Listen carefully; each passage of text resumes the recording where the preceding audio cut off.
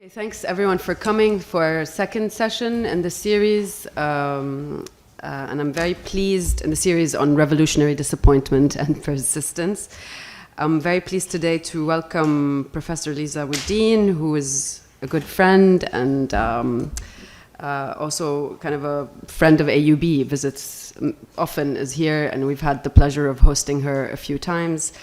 And I'm very looking forward to hearing her today. So I'll just say a few things about Lisa. Lisa is the Mary R. Morton Distinguished Service Professor of Political Science and the College and the Director of the Center for Contemporary Theory at the University of Chicago.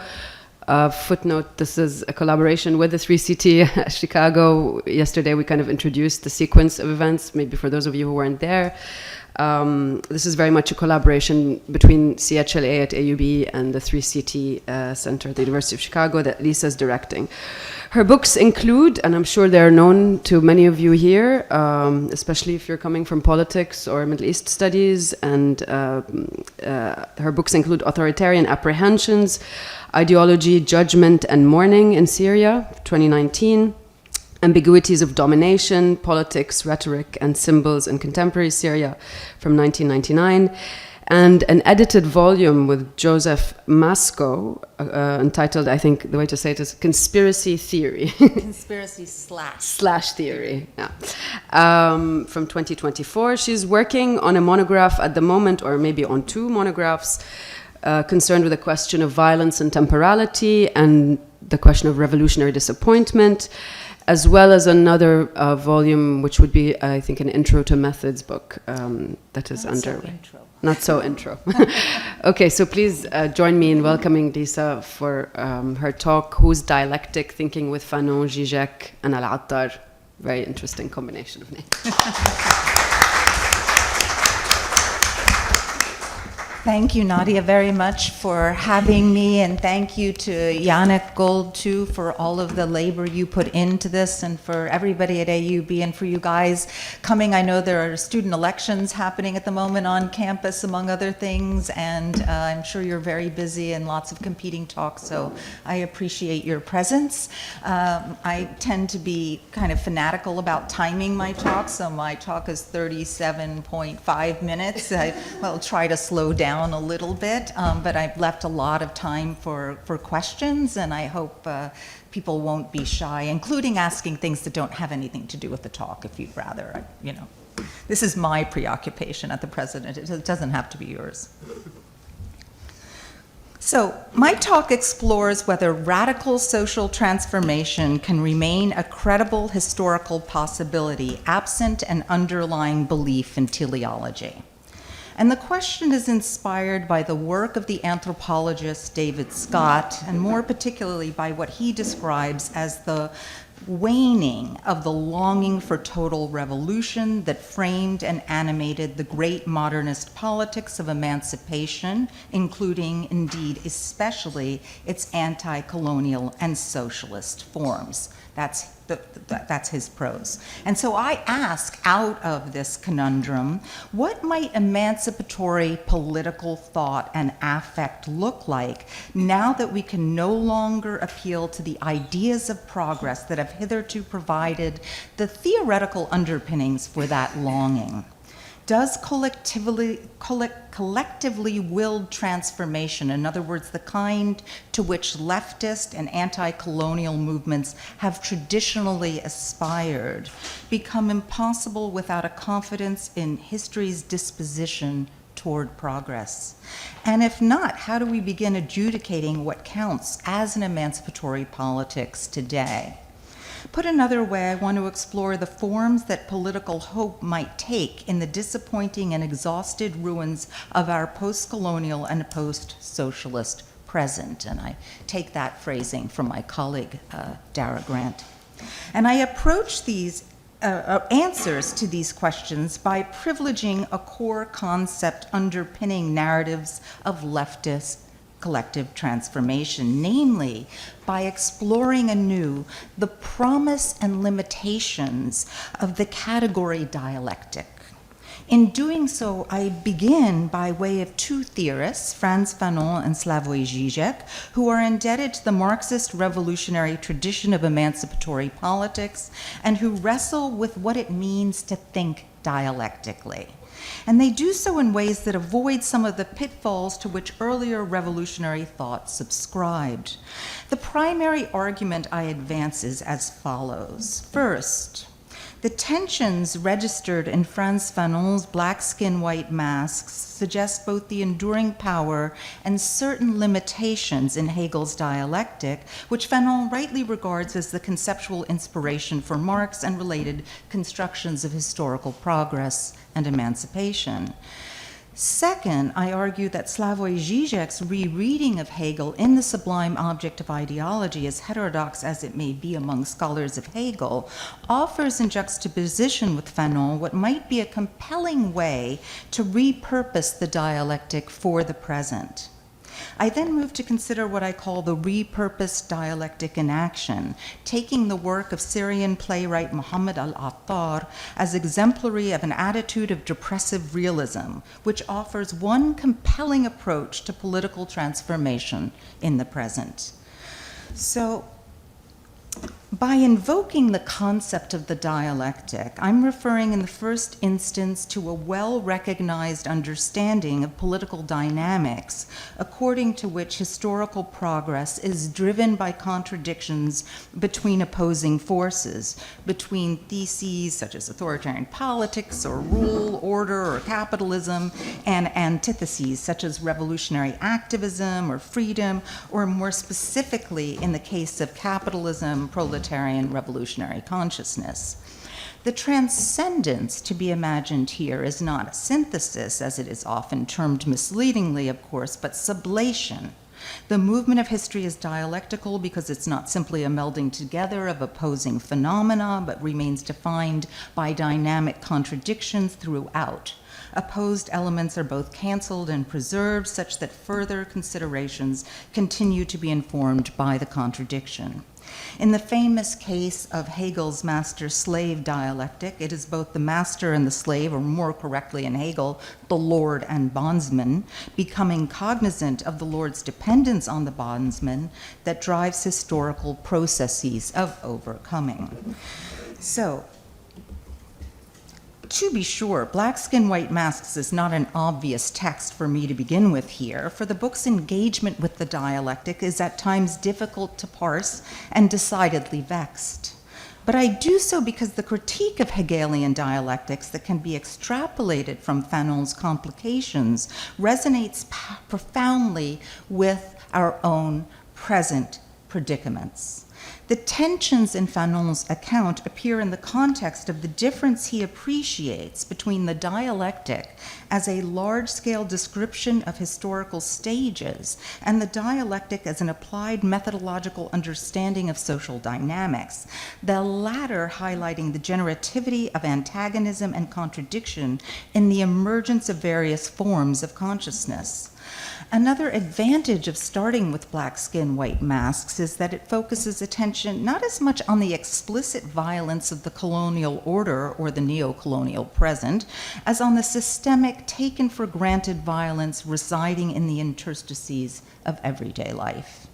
Part one, then, of this talk explores the implications for politics of what I see as Fanon's dual commitment in both not giving up on the dialectical imaginary needed to comprehend the violence and embracing the non-dialectical, some would say anti-dialectical concept of amor fati found in Nietzsche. Part two, and I do love this picture, is a very brief examination of Slavoj Žižek's creative take on Hegel, in which he enjoins us to accept the radical impossibility of our political visions, as opposed to pursuing the resolution of underlying contradictions. The founding idea here is that any provisional, temporarily successful solution of a particular problem entails an acknowledgement of the global radical deadlock, impossibility, the acknowledgement of a fundamental antagonism. Those are his words. Thinking politics from the standpoint of radical impossibility, I hope to show, beckons us to embrace the yes and no of Fanon's dialectical thinking. And part 3 considers the operations of the dialectic in Mohammed al-Attar's work by exploring everyday scenes of disappointment and loss. Set during the Syrian Revolution's devolution into war, his play, While I Was Waiting, written in 2017, brings to life the hard work of mourning amid the necessity of surviving the discomfortures of the present. It concretizes the felt elusiveness of the very standards, in this case of democracy and justice, for which the characters in the play and so many Syrians in real life had been striving. The play helps us grapple with the unresolved antagonisms and radical impossibilities at the heart of dialectical thinking. And I'm then going to offer a few concluding remarks, okay? Everybody with me still? So, part 1. In Black Skin, White Masks, Fanon both registers and at times seems to become trapped in what Robert Young aptly calls a, quote, irresolvable dialectical bind between black and white, past and future, body and world, desire and insentience, consciousness and transcendent immanence, unquote.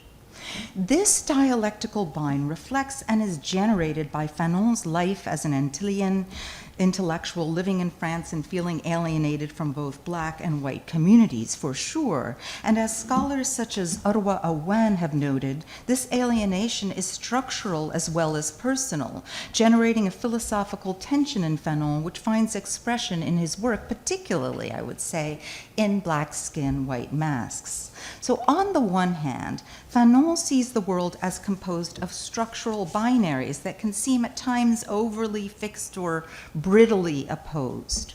On the other hand, and more generatively, Fanon enjoins us to understand oppositions like blackness and whiteness as complex, socially constructed, variably experienced relational categories, whereas Young puts it, and again I'm going to quote here, whiteness and blackness are not absolute oppositions, but relative. You become white or black according to clothing, education, language, money, the look of others. Unquote. And whereas Fanon often talks about the so-called Negro, not only as a category, but as a unified set of shared experiences, he simultaneously insists on recognizing the heterogeneity of Black experience as such. Or to put this differently, Fanon's goal to raise the contradictions of structural racism to the level of conscious awareness prompted in him a form of mediated self-relation that was profoundly disruptive. He criticized the politics of negritude animating key contemporary thinkers, including his former mentor, Aimé Césaire, who to Fanon remained trapped in the terms of the very racial imaginary he sought to negate. Rather than tarrying productively with the negative, Césaire's celebration of negritude, in Fanon's view, demonstrated how the concept fell short of the necessary task of exposing the contradictions in white supremacy. At the same time, citing its racist underpinnings, Fanon rejected Sartre's critique of negritude in Orphée Noire.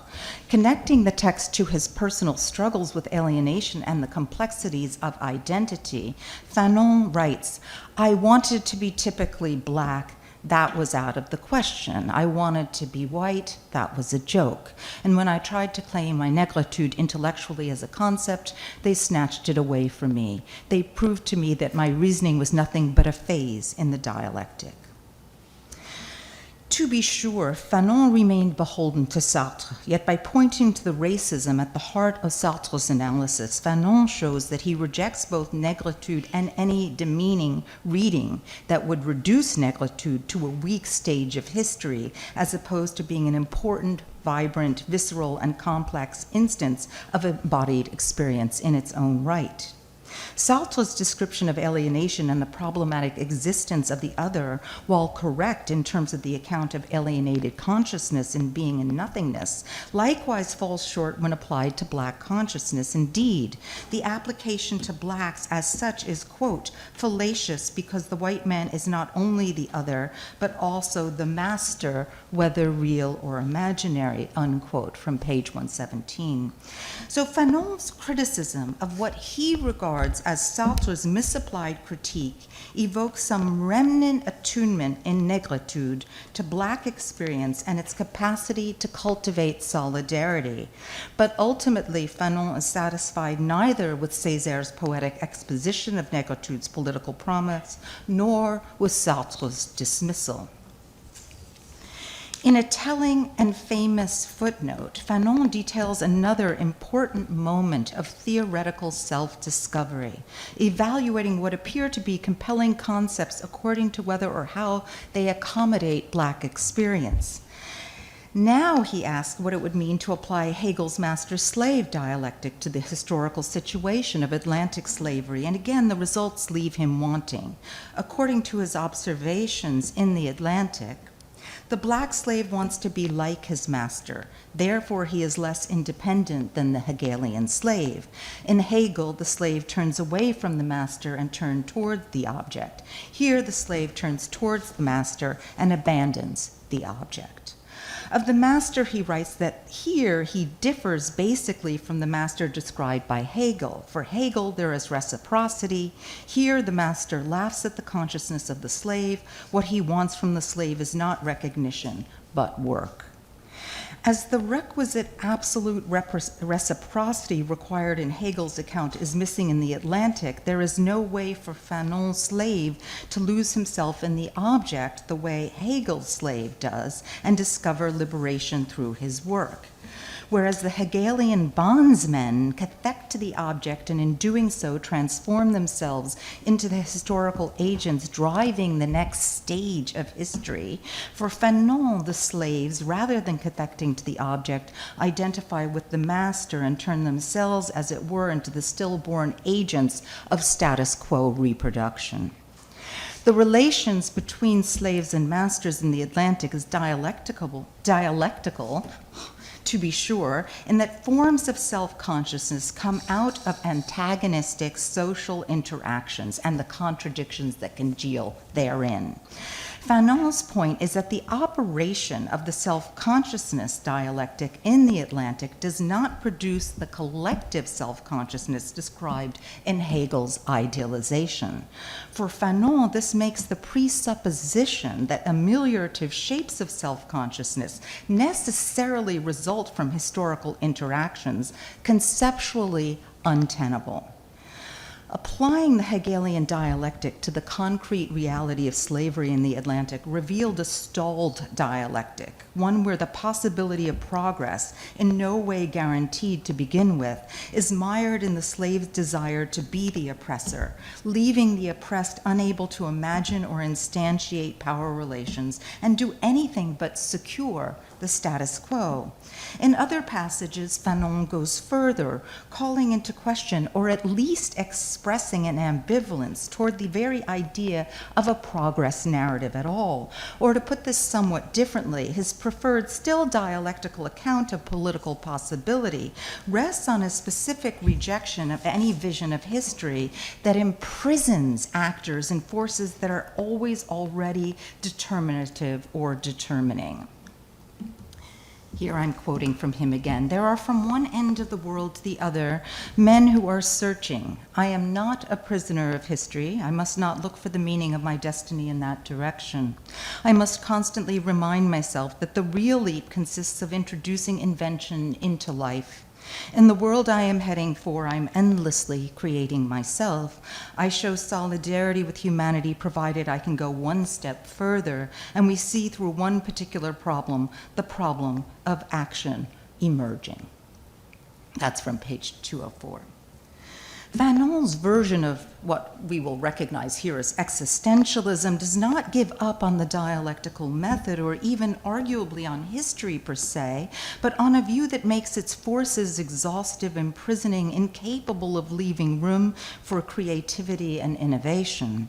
His critique of history with a capital H does not mean abandoning dialectical reasoning or revolution or radical change, of course.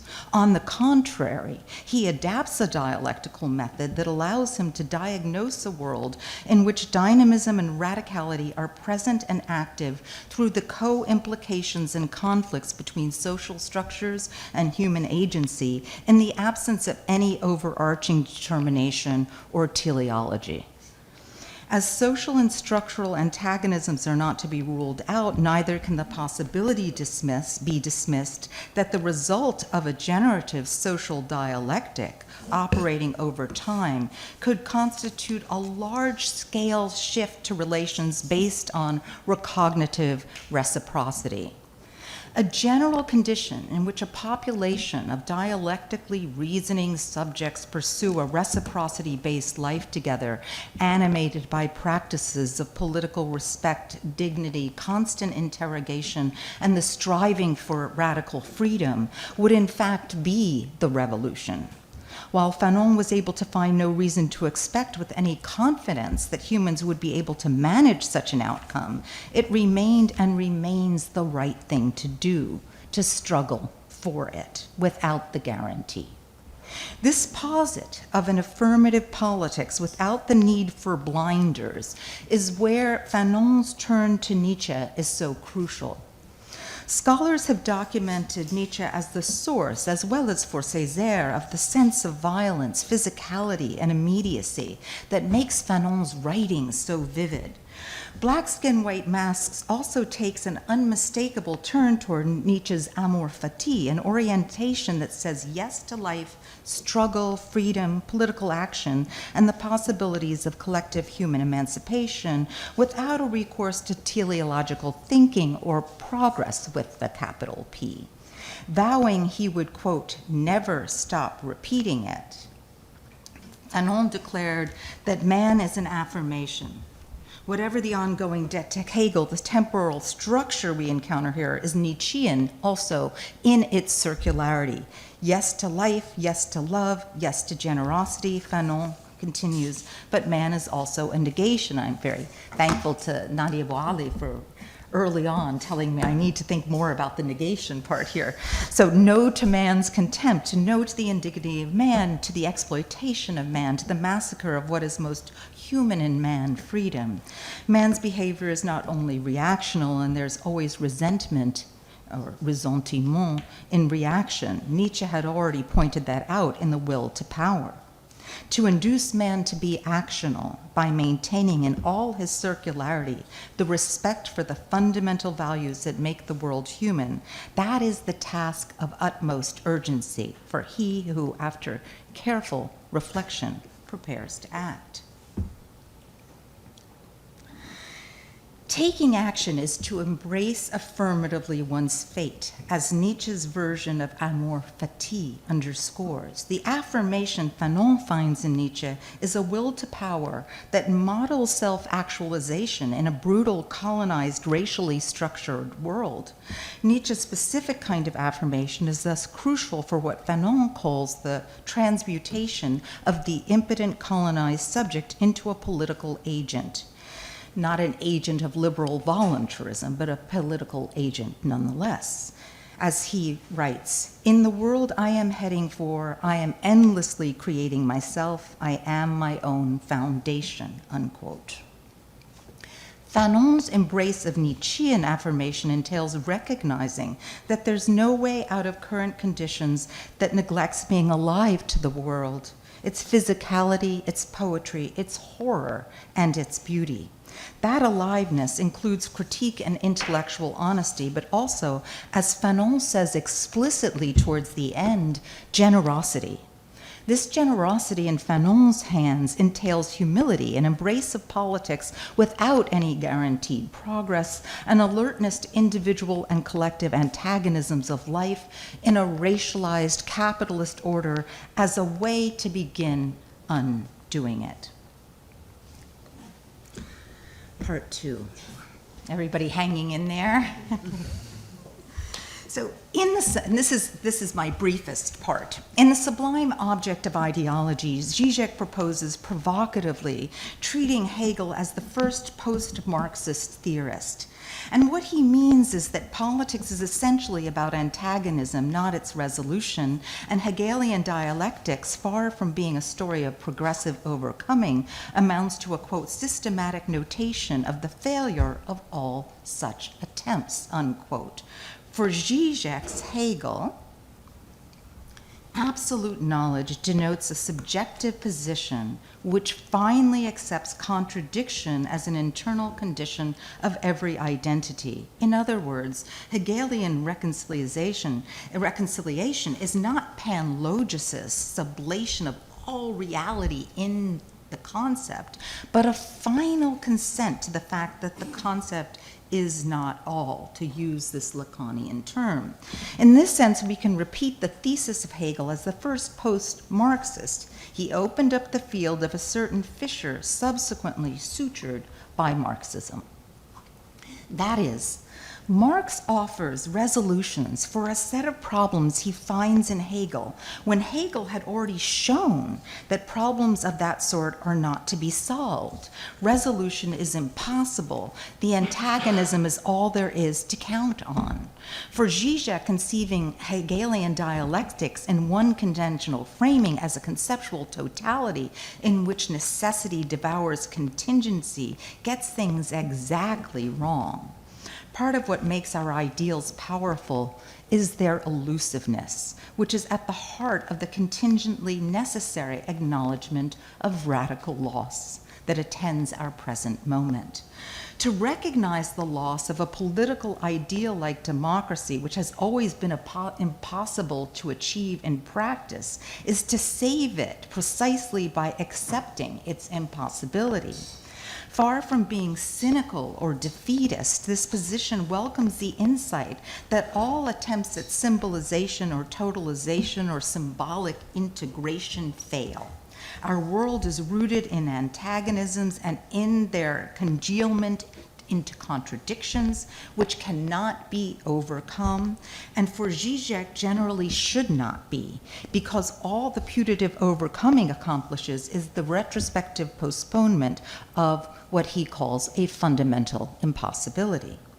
Now, Zizek's construal of Hegelian dialectics read through Lacan might roil mainstream Hegelians, like some of my colleagues at the University of Chicago. But here, however, the heterodox reading is not the important point, but what Zizek makes of what he finds in Hegel, which, as it happens, is in keeping with Fanon at his best. Together, they offer us a salutary reading of politics as constantly in movement, as shaped by unattainable standards that are nevertheless worth striving for, and as tempered by the profound experiences of loss that necessarily attend acting in the world. Reading Fanon through Zizek's reading of Hegel, the business of the dialectic is not to resolve contradictions, but to deal in them, resisting the very idea of final reconciliation or stable closure, while at the same time representing the only meaningful naming of or gesture towards these same unattainable standards that we have.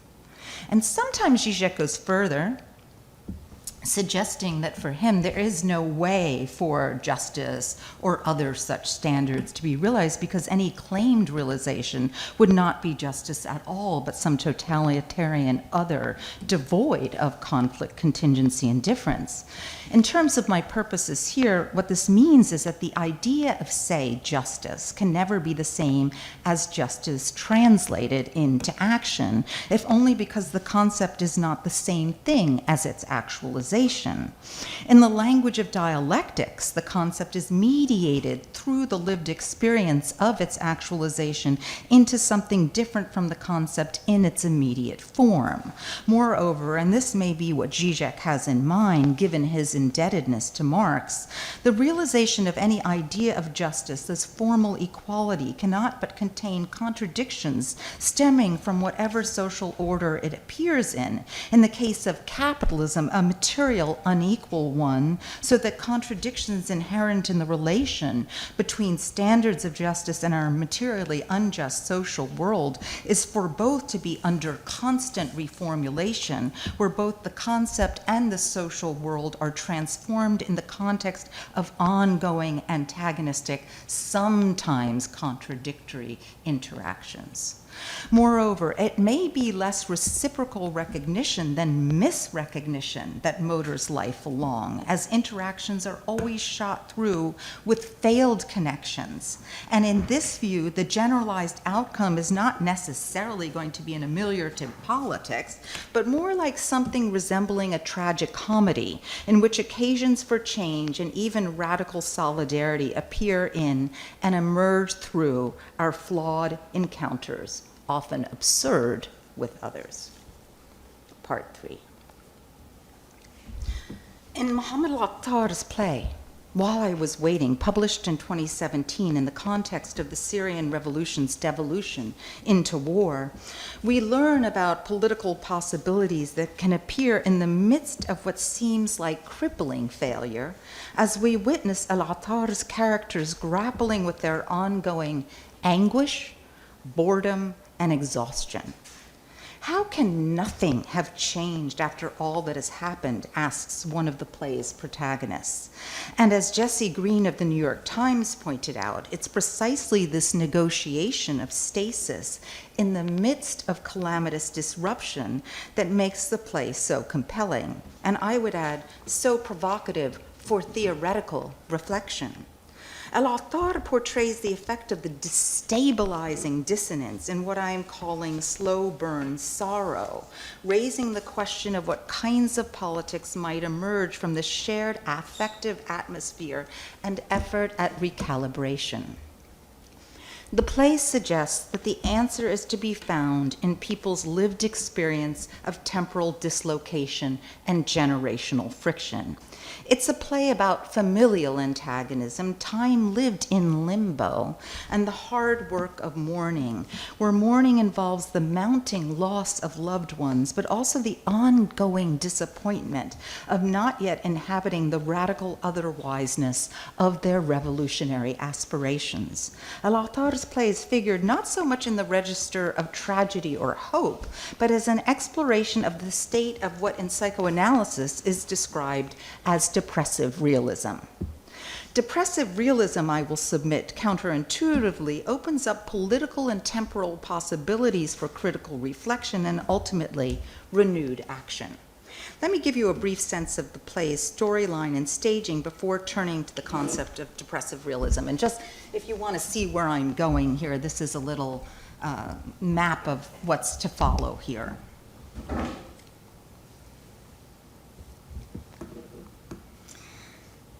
Now, While I Was Waiting is set in 2015-2016, when the exhilarating days of open-ended possibility and collective euphoria in the real world had given way to shattering disappointments and lethargic despair. Team, a 30-year-old former freelance designer and occasional DJ, has been filming the revolution, experimenting with montage and editing techniques to capture movement dynamics, and he now lies in a coma in Damascus. Injuries that are first traced to a strange accident will turn out to be the effects of a severe beating by regime thugs. Omar, his dear friend, was disappeared for his activism during the uprising. The younger generations, now in their 20s, 30s, and 40s, are either whiling away days smoking hash or otherwise looking for exits, and all the trying to make sense of the experience they've just been through. At least at this moment, the intoxicating sense of revolutionary promise has been dashed, and the lies and scandals bequeathed to them by an older generation have become too obvious to ignore. Team's coma is clearly a stand-in for the younger generation's state of indeterminacy, but equally for the damage done to young people by the Assad regime's ongoing brutality and ordinary adults' complacency. Omar, too, is in limbo, hanging between life and death, as according to his own description, he, quote, became what remained of himself, unquote. Nor is relief to be found in what has become a disappointing political opposition, as Omar discovers when he joins Islamic militant groups and learns firsthand of the executions and the abhorrent violence perpetrated in the latter's prisons as well. We see families being fractured, cleaved along political lines, while also being torn asunder by the endless overt violence. Mother and daughter are reunited over the comatose team, their ongoing attachment registered in their constant disagreements. The women more generally in this play seem to want to reattach, to figure out how to navigate intimacy amid the ruins by asking indirectly, what can you do for your damaged loved ones? And how can we take care of ourselves in this time of neither here nor there-ness? The answer to this latter question, at least in the play, seems to be by confronting the past, even in the form of the ordinary conflicts that fracture families and hurt feelings, while also embracing a future that lets some things go.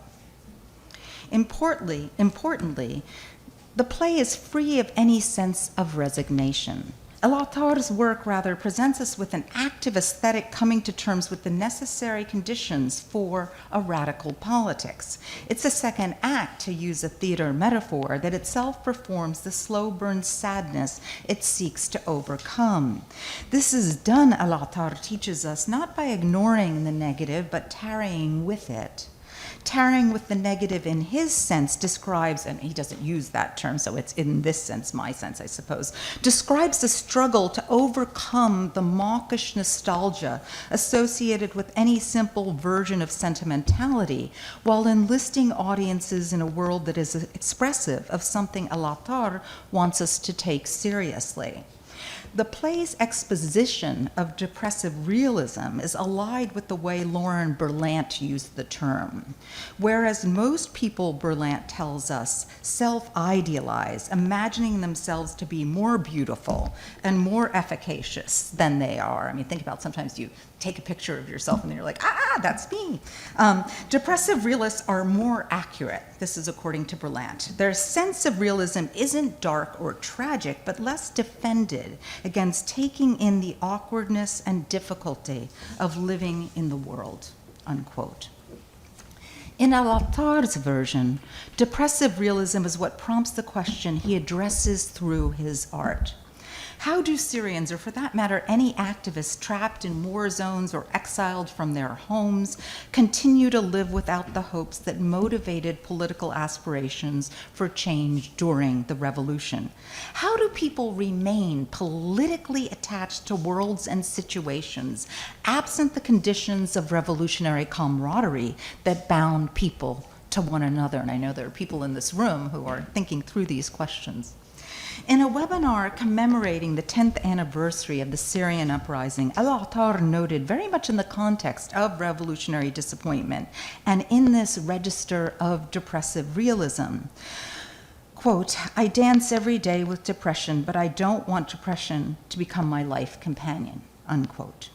Acknowledging the darkness while publicly forefending against it, El-Attar's plays, like some critical theory, attempt to work through what could be an overwhelming temptation to stay stuck and mired in the dark and tragic, while enacting a form of diagnosis which, given the state of the world, has to be depressive to possess any generalized resonance. This fidelity to accuracy requires registering the oppressive forms of psychological, affective, and material domination that lead to despair, but also activating the imaginative, artistic, and activist practices that offer the promise of some repair. Like Fanon's appeal at the end of Black Skin, White Masks, El-Attar's plays are an instance of what I've called elsewhere interpretive generosity, an appeal to an audience at once Syrian and universal. He enacts the critical reflection that Zizek enjoins us to cultivate in his recuperation of dialectical thinking as an awareness of the intractability of antagonism and the irresolvability of many contradictions.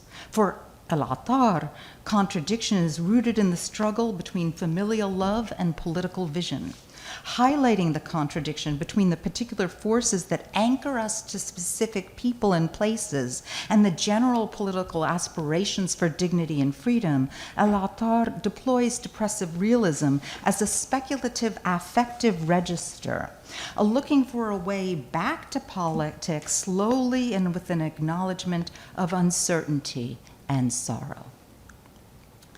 Let me conclude with a few remarks and open this up for further conversation. At the end of Black Skin, White Masks, Fanon moves from acknowledging a grief that has no right to become mired by the determinations of the past. That's his words, no right to become mired by the determinations of the past, to a repudiation of reparations. He writes, "But I, a man of color, insofar as I have the possibility of existing absolutely, have not the right to confine myself in a world of retroactive reparations," unquote. The colonial subject in Fanon's telling loses a past that was never had in a dual sense. The past, which is filled with mystifications, was not theirs to begin with. White and black, all politically structured dichotomies, are frozen in a double negation in the image of the other. When Fanon refuses the binary, he opens things up, breathing life into an existential humanism where the black man and white man are not. I should have put this on here. I'm going to quote from him. "Both have to move away from the inhuman voices of their respective ancestors so that a genuine communication can be born. Before embarking on a positive voice, freedom needs to make an effort at disalienation. At the start of his life, a man is always congested, drowned in contingency. The misfortune of man is that he was once a child." Fanon recovers for us here a humanism that accommodates progress without requiring progress with a capital P, where life is scarcely to be separated from contingency, and where, echoing Nietzsche, that contingency begins at birth. Disalienation may be another radical impossibility, like democracy, to return to Zizek, a standard to strive for in the bearing of depressive realism, like Muhammad al-Attar, whose recognition that we are bound never fully to succeed does not relieve us of the responsibility for trying. And when we fail, we need to mourn that failure, as Nadia Bouali and Rebecca Comey's work both bring to the fore very complexly. An effort at disalienation cannot be fully realizable, not only because our lives are structured by capitalism's fundamentally alienating conditions, but even were we able to upend capitalism, because of our very constitution as human beings. In this sense, alienation is a condition for which the dis is the standard for ongoing struggle, a dialectical move in which the process, or rather process, is progress with a small p. This dialectical move, embracing a nonlinear, non-teleological, lived experience of struggle, can come with the sense of an out-of-jointness of time, to borrow David Scott's apt formulation, which is itself a borrowing from Shakespeare's Hamlet, as we discussed yesterday. This present is, for the most part, devoid of the radical longing for total revolution that enlivened emancipatory politics from the late 18th through much of the 20th century. What we have instead are people flailing while, amid multiple defeats, striving to embrace an affirmative, imaginative politics, to link past sorrows to new beginnings, and to make sense of circumstances that continue to be reliably disappointing and happily, occasionally startling. Thank you.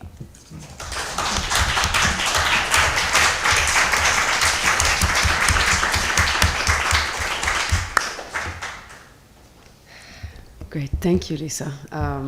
Yeah, hearing this for the second time is really so much is enlarged. And no, I mean it's the links are that you're making are so interesting. But I'm not going to, take advantage of my sharing of this. I'll open this up for immediate questions. And don't be shy, or comments. Please. Yeah, comments, questions. This is really a work in progress. Nadia actually did not exactly hear this before, but I gave a very early version of this at a small workshop in Paris that also Rima Majid was a part of, and actually making it into a talk, as much as I dreaded doing this, has been very helpful to me. But this is very nascent, so help me out here. Yeah. You choose the question. Thanks, Lisa. Can you go back one? Okay, more than one. Two. And the slideshow. Okay. Yeah. Is this the one? Yeah.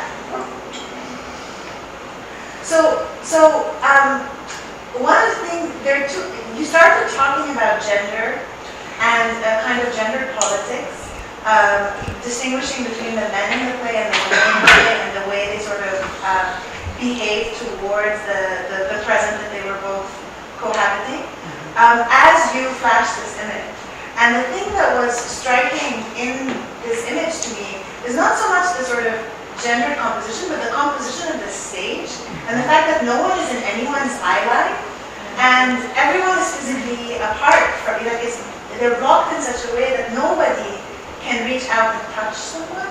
And it strikes me as an interesting metaphor for the kind of depressive realist politics. Again, it seems to me that it's both a commentary and maybe a kind of visual rendition of this inability to strive towards by blocking them from being able to do so physically.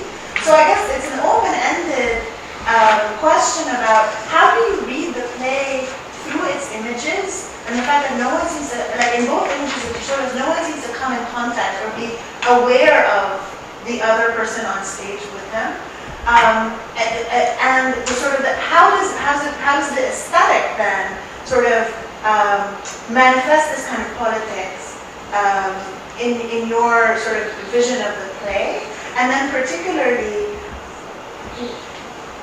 where does your sort of briefest of hints about gendered, like the politics of care and a different kind of gendered politics, where do you think it's going to go? I mean, I know it's embraced under Haftar's politics, Yeah. but you seem to be making some kind of distinction between the sort of two, the female characters and the male characters. Yeah. I'm wondering if you've sort of thought about how that works through. Yeah, these are great questions. And I should say, I have actually never seen the play performed. I've just not been in a space where it's been performed in parts of Germany, but I've not seen it. So, and there is a kind of, I don't want to go as far as to say a disconnect, but there is a kind of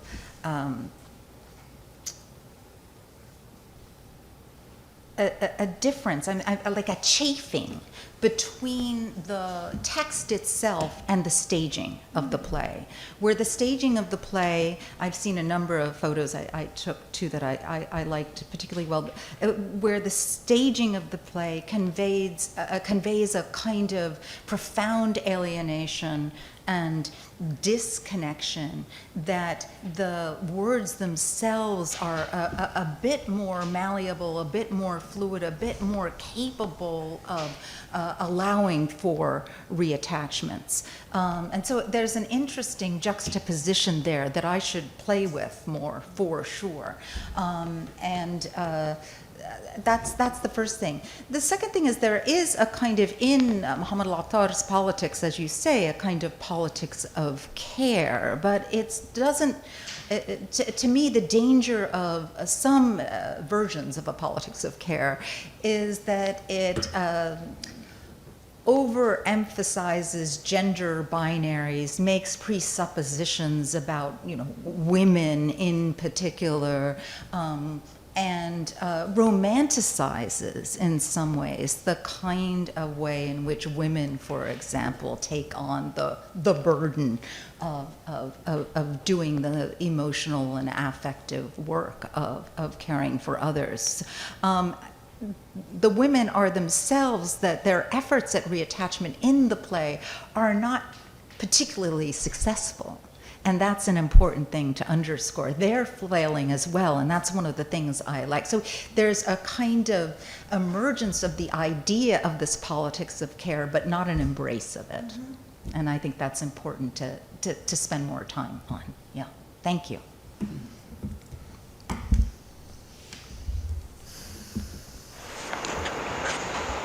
So my question is kind of follow-up from the last question, which is how do Syrians continue to live with the absence of this revolutionary promises and also the absence of revolutionary knowledge?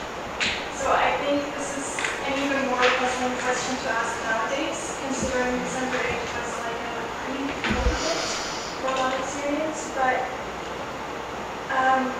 it's even more puzzling now because there is this sort of return to this ambivalent knowing of things.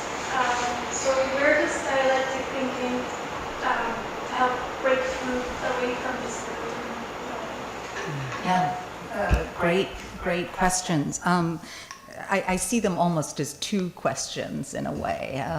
The one having to do with December 8th itself and its aftermath and Attar's relationship to that. And then also thinking of dialectically about the kind of ambivalence that this current moment invites. And so I used to have a part of this presentation that, and I cut it because it was getting too long, which was about December 8th and its aftermath, taking us into the present. And I do have that in the written version, which at one point I'm happy to share with anybody once I put it back together, having mangled it for the talk. But it's really different, even writing that part in the summer and then having to rewrite it, having to write in real time is very difficult. And to think about the way in which a certain kind of joy and exhilaration, something that Attar expressed quite publicly at first, curdled for many people over time, as the expectations that animated that moment ended up not being realized. Now, of course, those expectations were always sort of accompanied with a kind of dread as well, right? The waiting for something horrible to happen. And when that didn't happen at first, there was joy was allowed its moment. It was allowed the ability to settle. And now, of course, with both the massacres in the coastal areas and then the situation in Ceuta, there's a kind of return to a kind of depressive realism that doesn't allow the kind of enactments of joy that, rightly animated the end of 54 years of horribly brutal dictatorship. So I do think that in terms of thinking dialectically, and especially in thinking in relationship to an understanding where there is no guaranteed progress here, but there are going to be antagonisms, which, as Ray Brassier was talking about yesterday, can congeal into contradictions. We're seeing some of those contradictions play out at the moment between a kind of universalist aspiration for, justice on the one hand and new forms of kleptocracy and sectarian activation on the other. There are various kinds of forms of, I don't know if they all actually congeal into a kind of contradiction, efforts at, thinking about what justice might be or just rule might be, which, for somebody like me on the left would have to include a redistribution of income and then the kind of ways in which history seems to be repeating itself, reproducing a crony class, but a new kind of crony class with beneficiaries from the old regime also taking up some of those positions as well. So, this is very much in the register, I think, of a kind of disappointment born out of, or presuming, as disappointment does, a kind of hope that can't be realized, but where as in Zizekian form, if one doesn't expect, say, democracy, if one appreciates the radical impossibility while nonetheless embracing the struggle,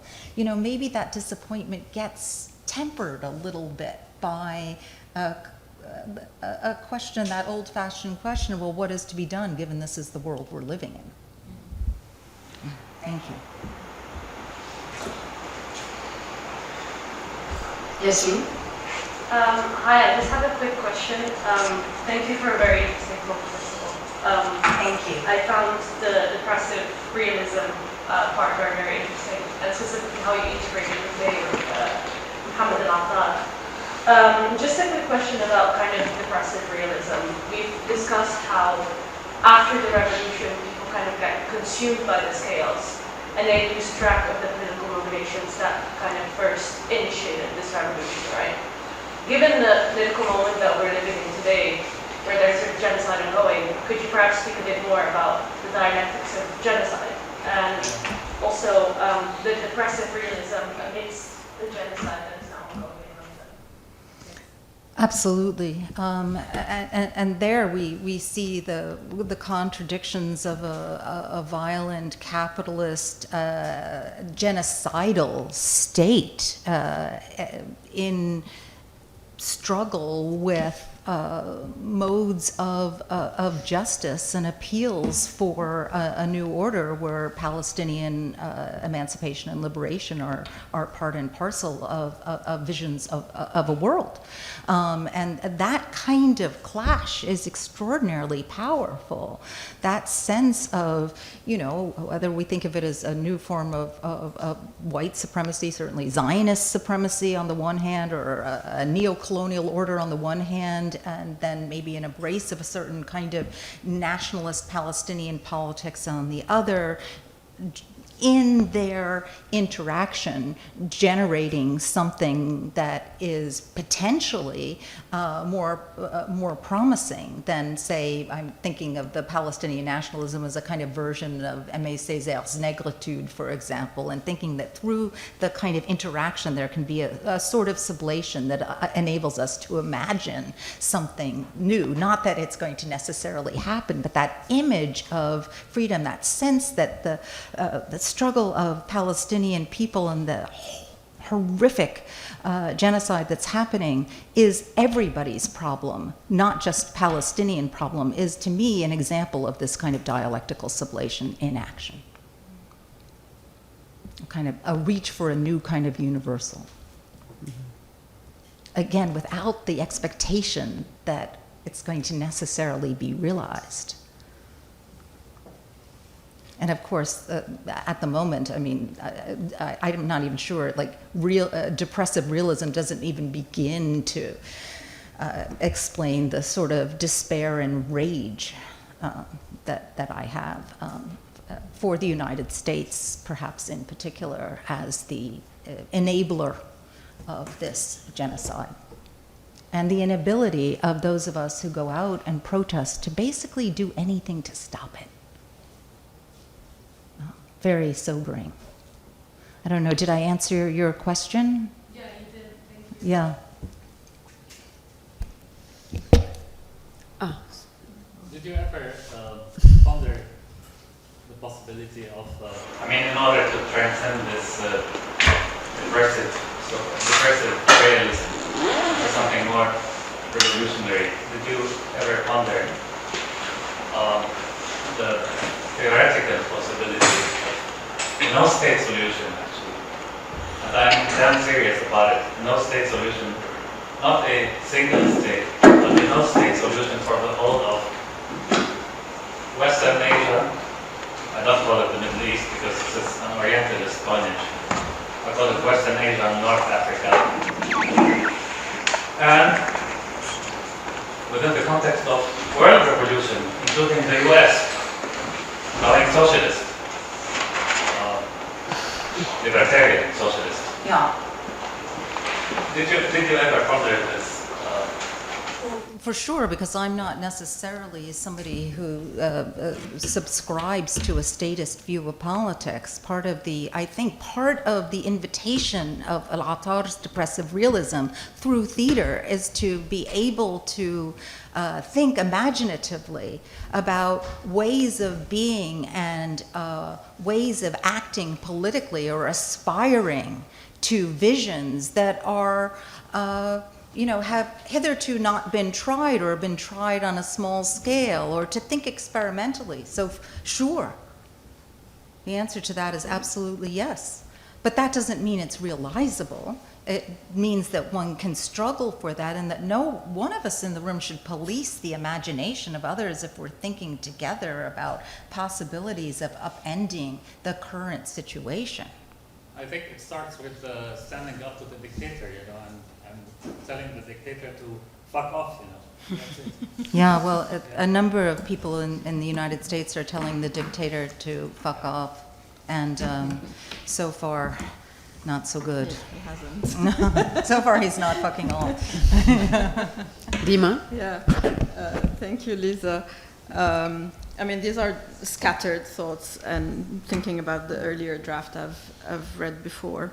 But this idea of no promise and, going back to the question of whose dialectics and the fact that, there's no guaranteed progress, there's no promise. But, is there any revolution without a promise for disappointment? Isn't this at the very core of it? From the very beginning, there's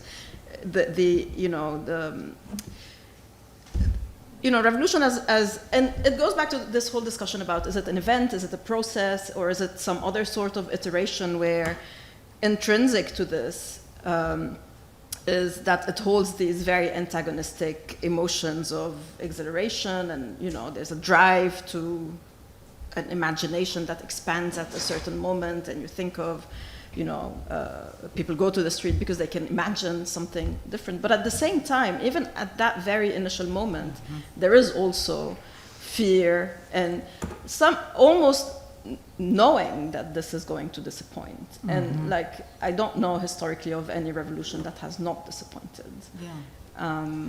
So I wonder what you think about this. And the idea of trying in itself as progress, which can sometimes be politically dangerous in the sense that it can lead to some sort of liberal, reform kind of politics. But I kept thinking about the famous quote from the Syrian Revolution: "تجرأنا على الحلم وكان لنا شرف التجربة." And شرف التجربة is this honor of trying, that we dared dream and we failed, but we had the honor to try.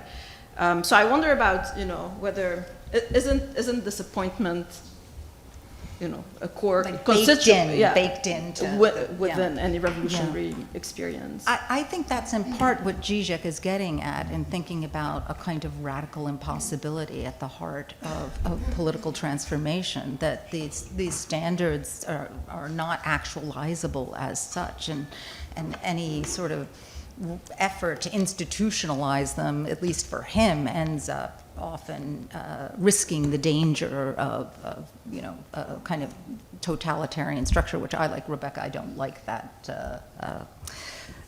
nomenclature particularly. I don't like that vocabulary. But so I think it's important to think about the disappointment baked in. But as you were talking about the honor of trying.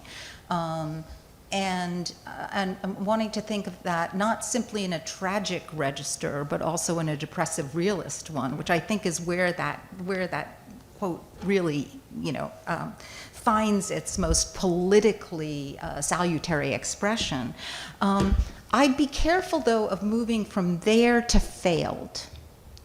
I'm a little bit. I love the joke that Zizek actually tells or I think he tells, sometimes I think it's Zizek and it's Jameson, I'm not always sure who's telling what, but the joke is that Zhao Enlao in the 1950s goes to France, and do you know this joke? Does everybody know this joke? Okay, so that's okay. So Zhao Enlao goes to France, and he's actually in Geneva, and he's asked by a reporter, so what do you think of the French Revolution? And he replies, it's too early to tell. And I think along with that sense of, baked in disappointment and the expectations of euphoria getting, likely to be curdled over time is also that the need for a comedy that appreciates the long durée. Hi, can you hear me? Yeah. Thanks, Lisa. I mean, also some scattered thoughts, but yeah, I mean, pardon me if I push a bit, but I think I'm a bit unclear about some things. Like, at some point you say that Fanon essentially kind of tips Hegel's dialectic, where we, in the colony, like the slave master dialectic doesn't apply. And then that you follow this with this idea that or at least I mean the question that raises itself here is, surely in the colony it's the place where the slave dialectic is in fact actualized, right? It's the place where that relationship is actually overturned, like in the slave rebellion or in national emancipation, or that's the place where actually it is actualized. So maybe I wasn't clear about what the relation, what actually you think Fanon is doing in relation to this, which in some sense brings us to, or you connect this with the Zizekian point of the fact that in some sense there's this postponement of, of what you say, a fundamental impossibility. Of course, this is Zizek inflected by Lacan. But you speak of loss and lack as though they're the same, and I'm almost certain they're not, in a sense, especially in relation to the revolutionary question, right? Yeah. Is it like something that relates to a loss that was of something that was never had, or is it something that just structures the revolutionary impulse as the postponement of this impossibility? I mean, kin to what I think Dima was saying, but in a different language. So I wonder how those two might be related, because they're saying two different things.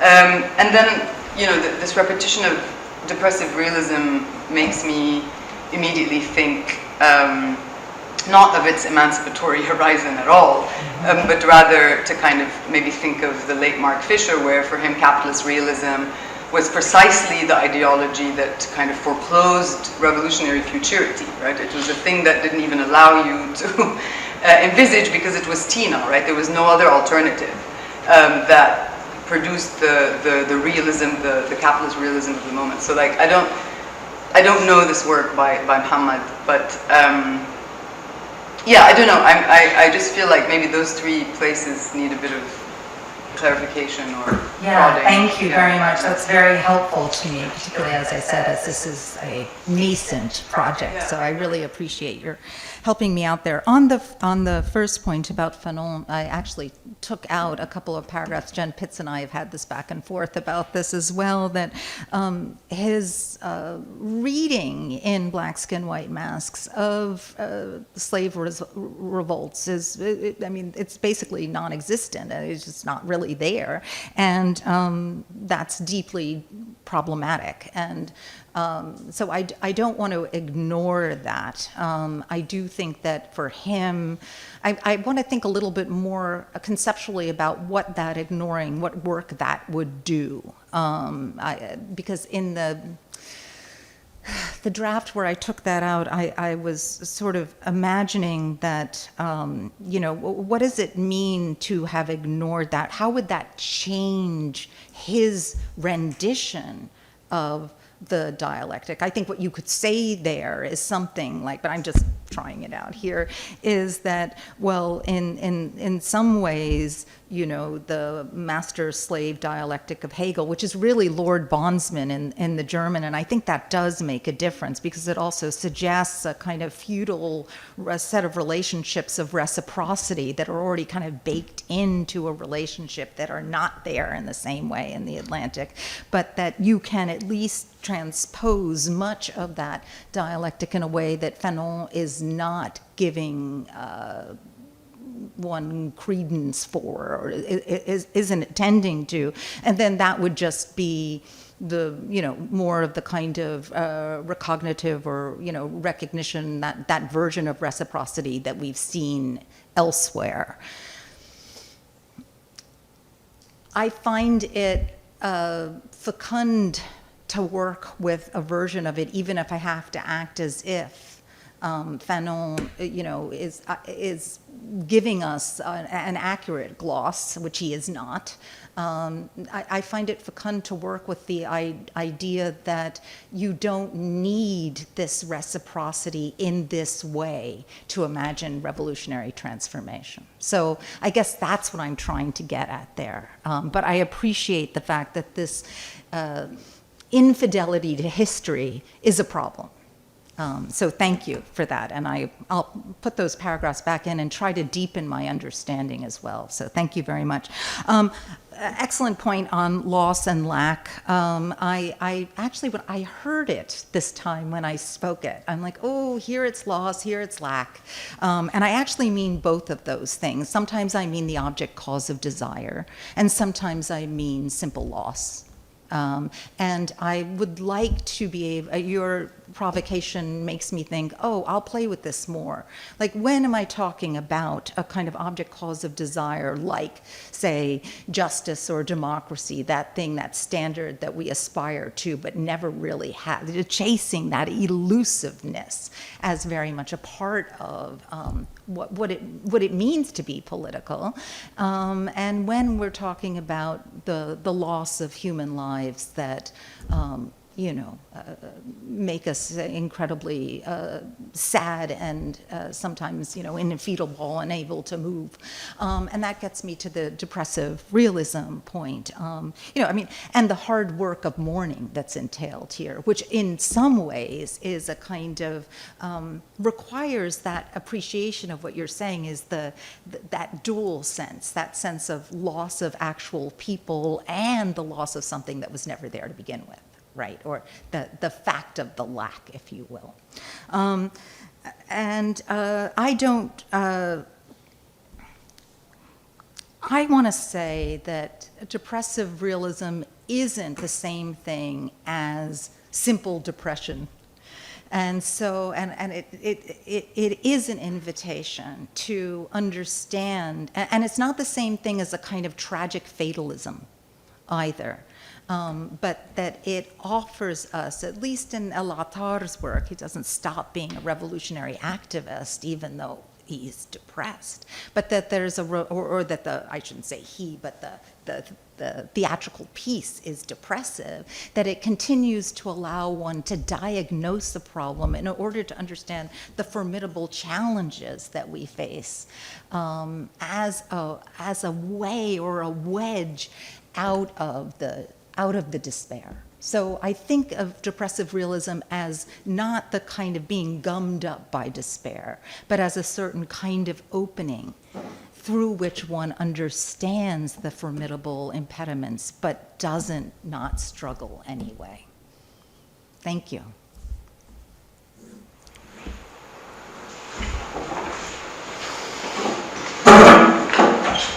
Yeah, thank you very much. I wonder whether Mohammed, so Mohammed al-Attar is, to me, I saw him as a diagnostician of a condition, of the Syrian condition of his own life in Berlin, and getting beaten up and calling his father all the time and having those connections. But what we're doing and what you're doing in political theory is to turn someone's, like an artist or a playwright's diagnosis into theory. And I wonder what, yeah, or I got this idea from Anwar's kind of apt description. I wonder what happens. I mean, is it worth thinking about this move? Is it maybe what happens was it turn it into a problem or a method problem? Yeah, so in my first book, I thought of artistic practices as kind of evidence for something. And then I was reading Gabriel Schwab's work, and I was thinking about the way in which this isn't simply representational of an issue or proof that something is going on, but rather many of these artists are political theorists in their own right, and I want to treat them as such. Even if Muhammad himself wouldn't call something dialectical, there's something at work in here that's dialectical that I can mobilize or galvanize and be in conversation with on a different register. And I should say that I do also send him my work to make sure that this isn't something that would, I don't want to violate his sense of what he's doing exactly, but nor do I necessarily want to be, pander to it. So I do think that particularly in places where universities like in Syria were eviscerated for so long, where so much of intellectual life existed outside the confines of institutions, that artists of various sorts, and theater, of course, has always been a political theoretical form. I mean, we think about folks like Brecht, for example, so it's not a particularly radical move to make this here, but I do want to treat artists in this case as a political theorist in their own right, which isn't to say that every artist is a political theorist.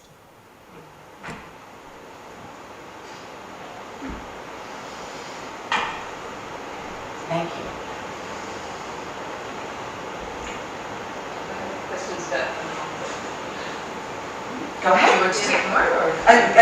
Yes. No, I We do. have some more time, but we can also. It's almost 6:25. Yeah. Okay, all right. So maybe take a couple more questions. Yeah. Okay, thank you. Actually, a quick follow-up on Kim's question, which is just, did he stage it himself, or was the director? No. Okay, No, so he there's a there is in directorial fact vision. yes, there is, and that there is some not necessarily conflict in the relationship, but conflict among people who read the work and then see it. There is already a kind of audience discrepancy there. People who like the written work and don't love the staging, for example. It's a thing. Yeah. And it's a feature of theatrical writing that you put it out into the world and then directors take it up. On the Fanon, I mean, as you know, I'm preoccupied by the question of Fanon's, let's say, ungenerosity toward the history of slave revolution, and it can feel like that portion of his diagnosis can feel like it's very directly aimed at a certain middle-class Martinican aspiration to be French or something like that, but that's not representative of all of Atlantic enslavement and its past far from it in that sense. But I was thinking as you were talking today that your point about his investment in generosity, which is really powerful, but these two moments of fairly powerful ungenerosity on his part, one towards slave rebellion and the other towards negritude and Aimé Césaire, where arguably he reduces negritude to a backward-looking, nostalgic, essentialist reliance on Africa as defining blackness or something, whereas I think I would want to read it as much more generative and forward-looking, going back to Aimé Césaire's writings from the 30s, where negritude is all about what we've been positioned as neg by white supremacy and enslavement. But we can remake it and do something different with it. It's not beholden to some backward. So that feels like a very ungenerous moment in Fanon. maybe a little bit of the slaying of the father or something like that. But so just I wonder how his whole thinking about the dialectic, I mean, given that these two aspects of it seem quite important, what's going on there with a kind of desire to pin something against which he's thinking about down in a certain arguably reductive way. Yeah, I mean, I think that's part of the tensions in Fanon, the way in which sometimes he seems more stuck in a dialectical bind, and sometimes he seems to be able to use a word that Rebecca was using yesterday in conversation more, to stretch the dialectic in really interesting ways. But it is true that depending upon what chapter you read also, and who he's talking about exactly, there's a tremendous amount of reliance on Césaire at the same time that there's the critique of Césaire. There's a tremendous amount of attunement for a certain kind of possibility in Négritude when he critiques Sartre's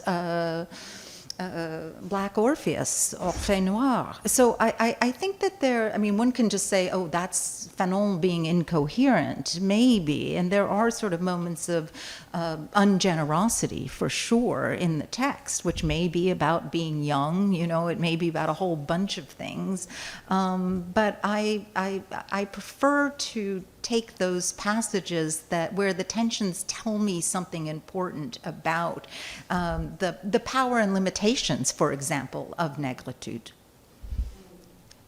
Or the desire to be generous, the statement of generosity at the same time that one is at times unable to be generous. And I think that's in some ways way more interesting than trying to resolve the tension. It speaks or resonates, I should say, with what we all do as scholars in making, right? There are efforts at a certain kind of interpretive generosity, and then there are modes where we're extraordinarily parsimonious of spirit, or we don't give people the benefit of the doubt, or we shut down an imaginative reading that would allow things to be otherwise. And that's what I see him doing. I see him wrestling with it in Black Skin, White Masks in a way that in some ways goes away. Some of that wrestling goes away in the surety of the first couple of chapters of, say, Wretched of the Earth, which is one of the reasons I prefer Black Skin, White Masks. I like the rawness of it, that effort at grappling. That grappling is also in Wretched, but it really comes at the end when chapter 5 seems so incoherently related to the rest of it, which is more manifesto-like, where you see the mangling of violence that appears to be championed as a reaction to colonial brutality. So, Thanks so much. And I have a couple of disparate questions. I'm not sure that they're connected, maybe. And one of them had to do with the weight, and if you could, sort of the weight in the play, but also the sense of the Žižekian sense of somehow renouncing or knowing that it's all unattainable anyway, but nonetheless something other. Nonetheless, this is a kind of Isabel, right? And how would it not be?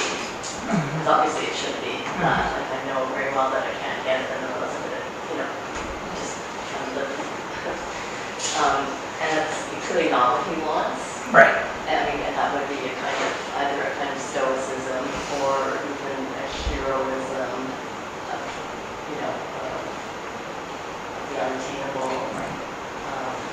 The lost cause is, of course, a very problematic category, or has been historically, as we know, in America, right?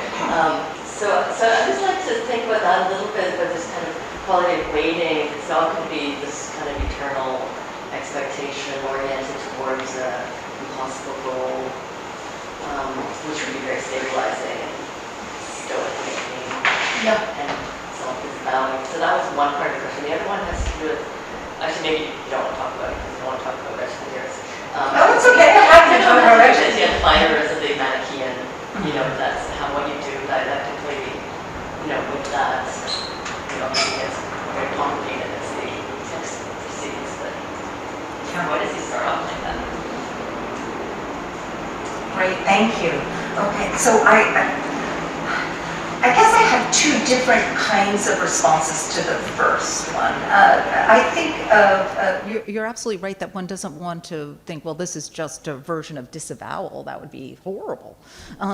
So maybe. Just a version of fantasy. Yes. In the Lacanian In the Lacanian sense, sense. yeah. But so I guess what I think of is in disavowal, one actually acknowledges it in order to dismiss it. And what I want to think about is an acknowledgement that doesn't dismiss it, but, tarries with it. And that's different, it seems to me, than the dismissal that disavowal is required to enact, which is part and parcel of what disavowal means. So I think of that as different. On the other hand, what I do want to say is let's not call it disavowal, but there is an operation that I know very well something, and yet nevertheless I'm going to act as if I don't. I'm not sure that's what's going on even as a kind of formulation, even if we get rid of the kind of pejorative dismissal part of it. It's more like, I think, in the version of depressive realism that I'm trying to bring in to the fore here, is it's more that I know very well, but I also kind of don't know, and I can hope here, but I don't want to hope with, blinders on, and therefore. So it's a different kind of operation, where one can know something and not know it at the same time in the service of political action, not in the service of rationalizing it away. And the second question about them, yeah, please. Would you distinguish this from kind of a Gramscian split between knowing and willing, the optimism of the The pessimism of the intellect, the optimism of the will. Yeah, very clean because it's just dividing.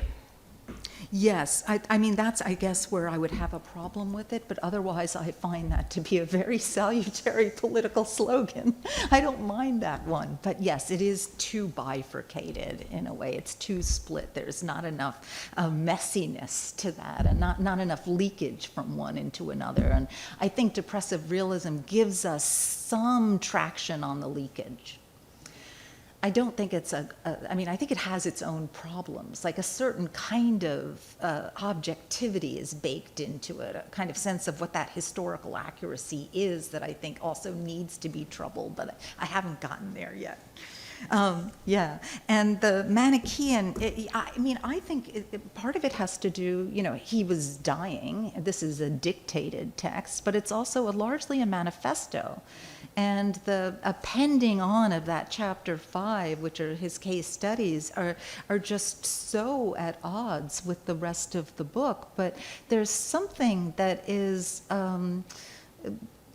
for me, I appreciate that having been tacked on, because it does make the text more complicated, less coherent, less manifesto-like. But I also do appreciate the kind of the need for manifestos, the requirement that we demand things, and that our diagnosis isn't outside of the register of what we're entitled to as humans. So, yeah, thanks. I think I'm done. Unless there's another, sorry. I'll take another question. Thank you. I have a question back with Anand. I'm wondering if you could speak to how self-consciousness can be formed, dealing in with these antagonisms, especially with I've noticed with self-consciousness being formed, it's able to be formed with the like someone physically present as that antagonism, like in terms of forming solidarity. Like I'm thinking about solidarity in the U.S. for Palestine and how we kind of like grew as a student movement with police officers physically present and what that did to us to feel like we're able to take them on. But I guess I'm wondering about what you think of how self-consciousness for the students can continue to grow without as much of a police presence sometimes, since obviously we can't always like be doing, the same sort of thing that we were doing at the encampment. Yeah, well, I think there are lots of ways of cultivating self-consciousness, including reading a lot, communicating with others. I mean, social media tends to be more toxic than it is affirming, but there are ways of, staying connected, if you will. But of course, part of the counter-revolutionary tactics of the United States regime, not to mention university administrations, has been to crush the possibility of a certain kind of personal relations that were really generative in the encampments and are much more difficult to sustain absent them. But of course, even recognizing that is a moment of a certain kind of self-consciousness, the understanding that we need those face-to-face relations, that we need the experiments in common with one another together in physical spaces, that the fantasy of a democratic connection through the internet, of course, everyone knows now that was in fact a bad fantasy to have, as opposed to many of the good fantasies one can have. But all of those are moments of self-recognition and self-consciousness, and reading, writing, attending art exhibits, stretching oneself, taking oneself out of one's comfort zones in the context of a brutal counter-revolutionary movement in the United States, for example, which is, I think, where you're talking about. But certainly in Europe as well. I don't mean to exclude Europe from this. It's knowledge for the future. Now we know this. And how do we get it back? How do we take that space back in the context of this brutal dismantling of the encampments? That wasn't even under Trump, of course. And now the efforts to take people off the streets and to criminalize free expression. I mean, such as it is, free expression as a, object, cause of desire there, but at least the possibility of expressing oneself in public in a way that stands up for one's politics. So I don't know if that's an answer to your question, but I do think that being aware of the ways in which in this moment certain contradictions of capitalism are coming to the fore in stark relief is part of what one needs to do and think about in the contemporary moment. And insofar as classrooms have yet to be fully decimated, it's a good place to start. Okay, I think it's a good place to stop. Yeah? Thank you. Please, thank you, Lisa, for...